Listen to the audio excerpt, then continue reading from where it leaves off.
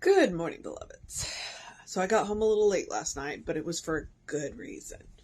Um, Reverend David Dewhurst was ordained last night, and it was great to be on the other side of that. I got to be the presenting minister, and that was fun. And I didn't realize that there was a place for me to make comments in the thing, and Jesse said, "Talk as long as you want." And I went, "What?" Okay, I'm not prepared for this. So I had to wing it. And here's the good news. I'm actually a well-trained minister, so I could wing it. That, and I was David's student mentor when we were in school together. So that helped too. And I've known him for a bunch of years, so that helped too. So I was like, oh, okay, I can do this. And there was the place in there for the presentation of the stole where you get to read the description. And I'm looking at it, and I looked at Jesse and I said, would you like me to read this? And he was like, sure, go ahead. So, because I mean, it was read to me, but it's easier for me to remember things when I read them myself. So it was great for me to be on that side of it. So that was wonderful. And I did get to go to the park today. We didn't stay as long as we normally would, until I figure out what's going on with my knees. I'm going to push them, but only so far.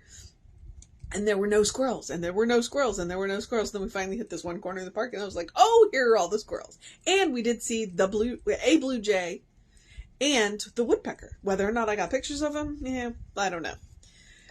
So, but, I mean, we haven't been in the park for a couple of months. So.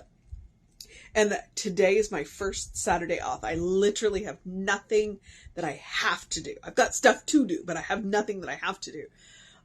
So very likely one of the first things I'm going to do is after I get done with this, I'm going to go eat something because I do need to do that. And then I'm going to take a nap. I'm so excited. Oh, yes. And the one thing that I did have on my docket today, which I didn't have to do, got moved anyway. So now I really don't have to do it. But yeah, so that's what's going on with me. All right. It is December 10th. Our title is Partners in Joy. The first quote is, "Thou wilt show me the path in life, in thy presence in fullness of joy." Is fullness of joy. And that is Psalm 16:11. The second quote is, "Each is a center of the all, and each has access to the all through their own nature." And that is Science of Mind, page 482. Okay. We are never alone, no matter how isolated we may feel from time to time. I believe we are so integrated with life that there is nothing we can do, nor any place we can go where we do not contact the vitality of life in some way. Life, or God, makes up our being and supplies us with the energy that expresses in and through us as our human form. We cannot simply shake off our biology and spirituality. They are what we are. We are in a continued partnership with life. We use its vital force, its wisdom, and its power. In turn, we provide an opportunity for life to express itself. This is probably the most wonderful symbiotic relationship of all. Can you imagine how powerful and how satisfying our lives would be if we stopped resisting our infinite partner and began living in accordance with divine principles? We would notice an increase in joy. How delightful and many-hued our experiences would be. How intensely would we be aware of our surroundings, and how natural our interaction with it would be. I don't know what I'm talking about. I'm down to the little affirmation part. Infinite mind inspires me, infinite power expresses through me, infinite life heals me and presents me as a true spiritual being.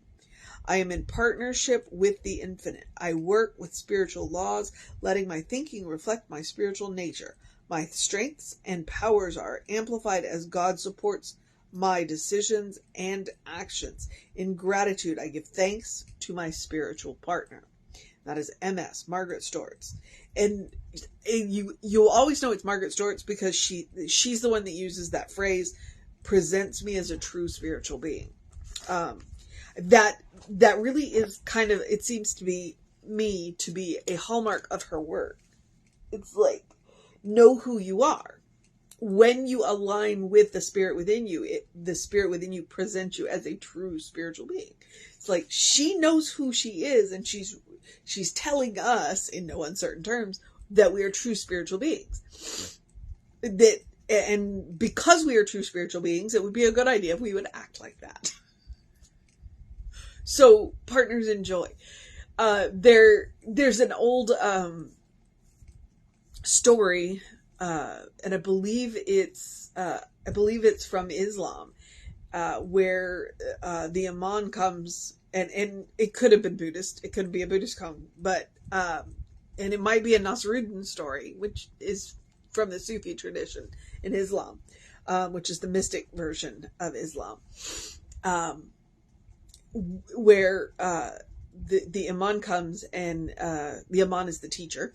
The Imam comes and gives all of his students a chicken and says, you must kill this chicken where God cannot see you.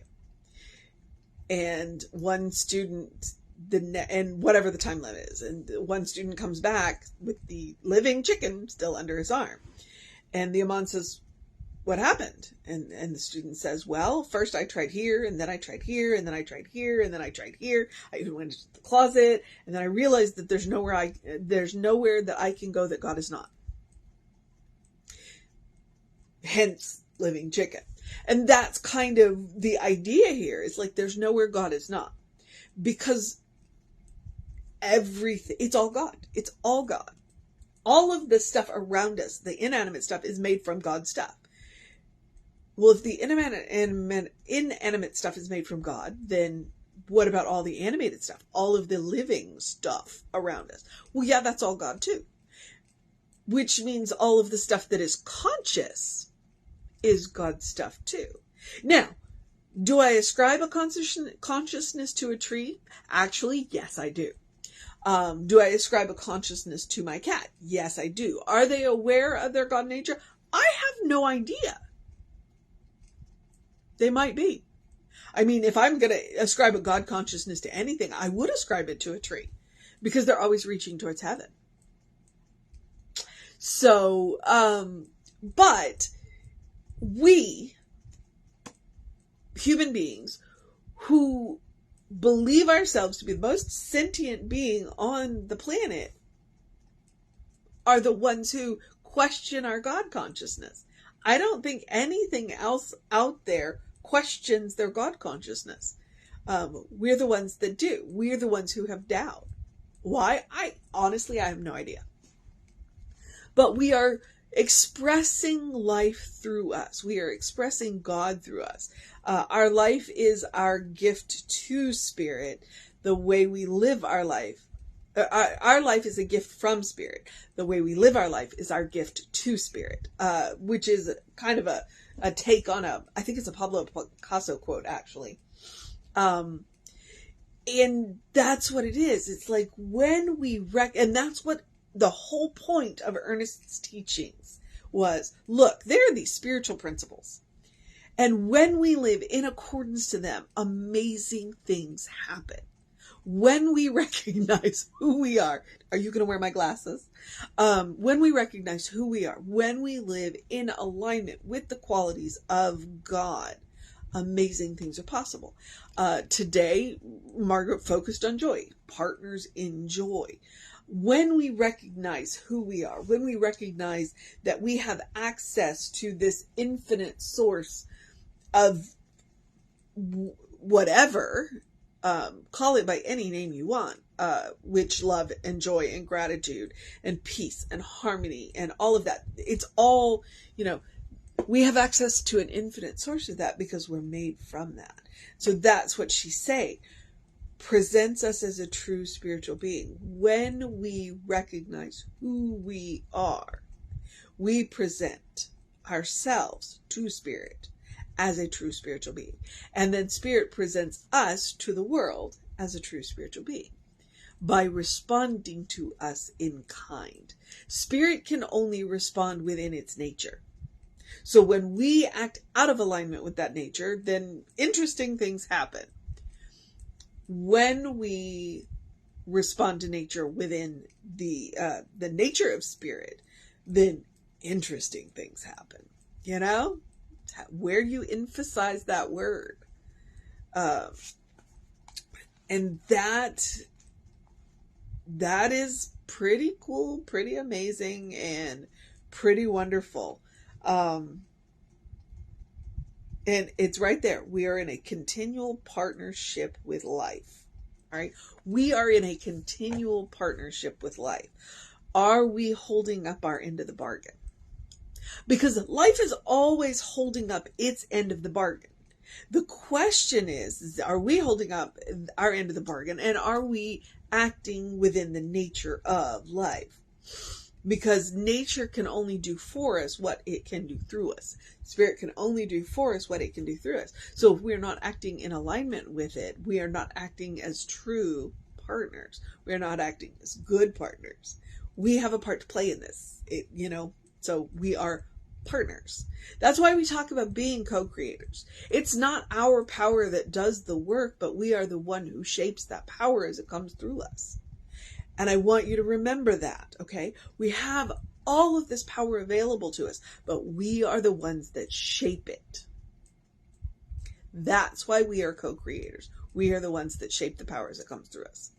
So it is about making sure that our head is in the right place, and that our heart is in the right place, and our minds are in the right place, so that as this power flows in, around, and through us, we are in alignment with the way it works, so that we can shape it. We can shape it the way it's meant to be shaped, which is in love, in peace, in harmony. When we try and use the power for other things, things go interesting. Sometimes we say they go sideways. And that's why we do the work we do.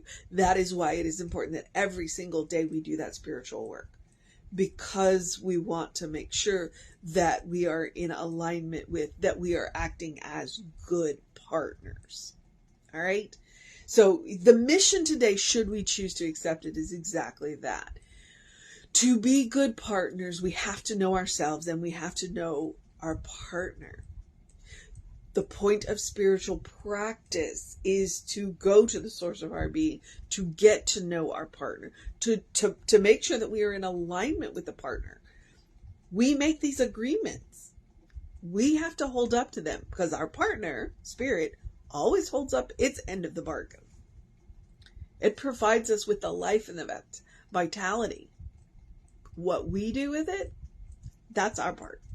So, remember that the mission today is to be the partner that spirit deserves. Be the partner you deserve. All right? Be the partner you deserve. Partner is always going to be the spirit that you deserve. It's up to you to be the partner that spirit deserves. And you. All right? That's the mission today. Should you choose to accept it. All right? Partners in joy. So one of the ways that we can be that good partner is to practice the spiritual practice of doing something loving for ourselves, doing something kind for ourselves, doing something compassionate for ourselves. I was like, which word did I forget there? It is a spiritual practice. When I went through ministerial school, one of the things that they absolutely pounded into us is self-care. Self-care is extraordinarily important in ministry, because just as you can't pour from an empty cup. You have to take care of yourself. You absolutely have to take care of yourself. And I said this to somebody yesterday. Yeah, it was yesterday. You cannot pour from an empty cup, just as you cannot learn something new if your cup is full. So you got to find that fine line of, I have space in my cup to learn something new, but I'm not empty. That is why I talk about this, the spiritual practice of doing something loving for yourself, doing something kind for yourself, doing something compassionate for yourself. And I'm going to invoke Reverend Marcia. No is a complete sentence. All right.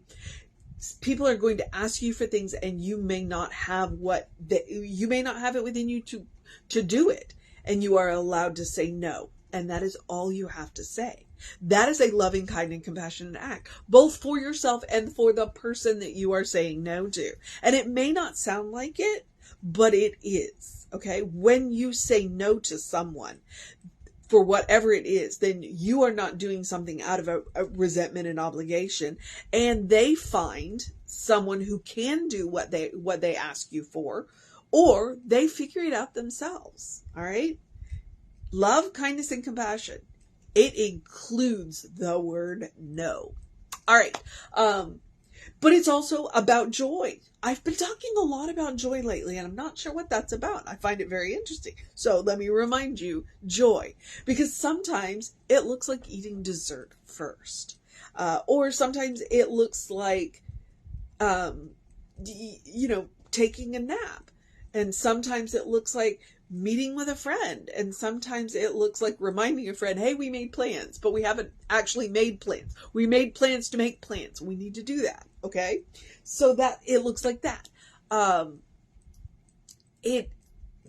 Sometimes it looks like taking walks. Sometimes it looks like going to the park and throwing peanuts to squirrels and enjoying. So self-care and joy. Love, kindness, compassion. You are your best test subject. I've said that before and we'll say that again. And you deserve your own love. You deserve your own kindness. You deserve your own compassion. Absolutely. You are a beloved child of God. So you deserve your own. All right. So practice on yourself. Create that habit. Create that default setting. Create that first response. And I remind you the difference between a reaction and a response is that beat. That moment that you take to think. And when you build in that practice, you absolutely can have a first response instead of a reaction. You will ingrain that habit of thinking before you react. All right. That is the point of spiritual practice, to make things permanent. Okay? All right. So I also encourage you to do something to engage your mind and your body, whatever that looks like. Today, it looked like me going to the park and throwing peanuts to squirrels. I don't actually do that. I'm the one that takes pictures. He throws peanuts to the squirrels. But sometimes I do throw peanuts to the squirrels.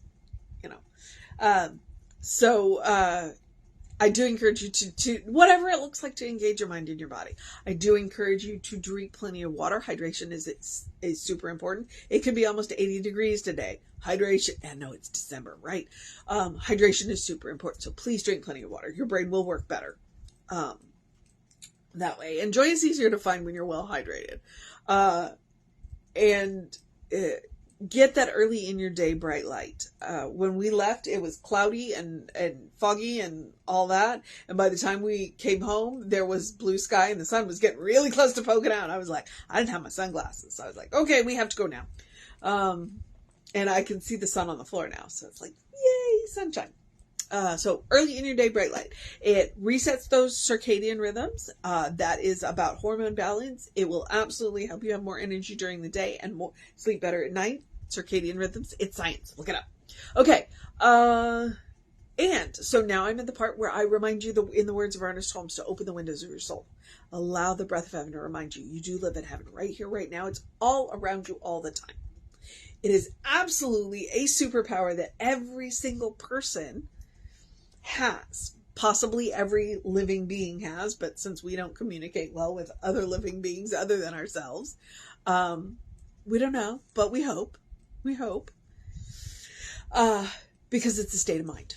It's a state of consciousness. And that's why I say it's a superpower. Because once we learn how to create it, heaven ceases to be a place and become any place. It's really cool. And I'm very excited about that. Maybe that's why I talk about joy all the time. All right. So, and you can always take Emma's advice. Look for the good and praise it. Okay. So now I'm moving on. Here's where I remind you about the social media part, where we are Creative Life Spiritual Center and Creative Life Spark on the social medias that we are on. I am the running Rev Ryan on the social medias that I am on. So if you want to know what I'm up to, you can check those social medias. I do share across a lot of those stuff that I share to the running, to the social. Let me try this again. a lot of the stuff that I share to CLC, I will share with the Running Rev Ryan, but I do share a lot of stuff on the Running Rev Ryan that I don't share on social media or on the CLC. So, the Running Rev Ryan's a little more targeted. It's like, hey, here's this message, empowerment messages. So, just so you know. And if you want to know what's going on with the center, i.e. we just had this amazing ordination, and I'm sure that there's plenty of, there are book studies and what have you coming up, or book studies going on and classes coming up. Email info@creativelife.org. That will get you on the constant contact. The hot links are hot. They will either take you right to the information you want or to the person that can get you the information you want. So that is what I know. So here's where I get to encourage you to have a great day, a wondrous day, a fantastic day, a magical day, an enchanting day, an enchanted day, a wondrous day, I got to go to the park day, an engaging day, a rest day, take an epic nap day, a good day. And if that is too much pressure, simply have a day. Because you are enough just as you are. I have said you are a beloved child of God, but I also like to use the other terms. You are a divine spark. You are a brilliant light. You are a godling. You are spirit in motion. You are God in action. You are a beloved child of God in whom God is well pleased and well represented. All right? You may be the only Bible some people read. Show them the God of your understanding. Okay? All right. So, here we are. Here's the part where I get to remind you, Reverend David is on around 5 p.m. with you. I will be back with you around 9 a.m. tomorrow. And then, because today is Saturday, that means tomorrow is Sunday, we'll have an amazing service for you at 11. And I'm sure you'll get to hear more about the ordination. All right. So, know that you are loved. Take care of yourself, and I will see you next time.